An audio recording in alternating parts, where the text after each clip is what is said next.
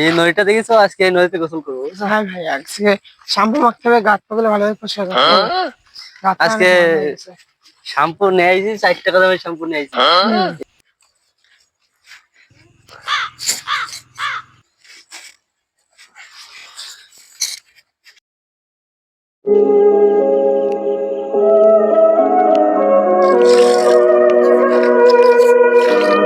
হ্যাঁ, বাপের টাকায় চলি বলি 4 টাকার শ্যাম্পু ইউজ করি, আর উনি নিজের টাকায় কামাই করে 1 টাকার শ্যাম্পু ব্যবহার করে। গরিব ভাই, ভিখারি। যখন বাপের টাকা চলতাম তখন আমিও 4 টাকার শ্যাম্পু ইউজ করতাম।